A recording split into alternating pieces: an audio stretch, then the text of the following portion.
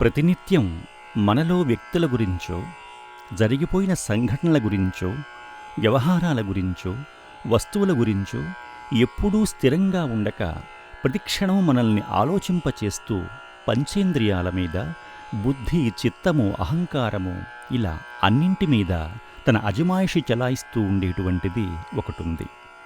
అదేనండి మనస్సు. కోరికలతో ఉండే మనస్సు బంధించబడుతోంది. కోరికలు లేని మనస్సు ముక్తిని పొందుతోంది.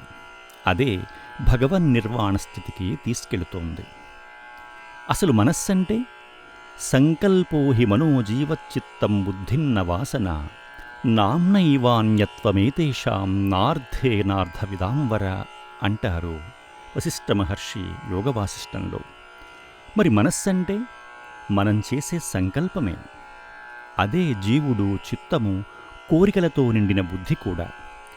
ఒక విధంగా చెప్పాలంటే మనస్సు, చిత్తము, బుద్ధి, అహంకారము వీటన్నింటి మధ్య తేడా కేవలం చెప్పుకోటానికే, కానీ వాస్తవం కాదు.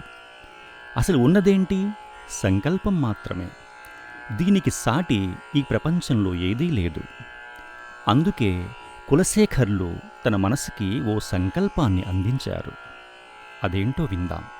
వ్యామోహ ప్రశమౌషధం మునిమనోవృత్తి ప్రవృత్యౌషధం దైత్యేంద్రార్తికరౌషధం త్రిభువనే సంజీవనైకౌషధం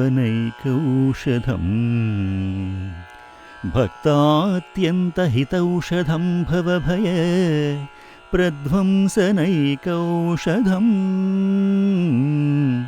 శ్రేయఃప్రాప్తికరౌషధం పిబమన శ్రీకృష్ణ దివ్యౌషధం.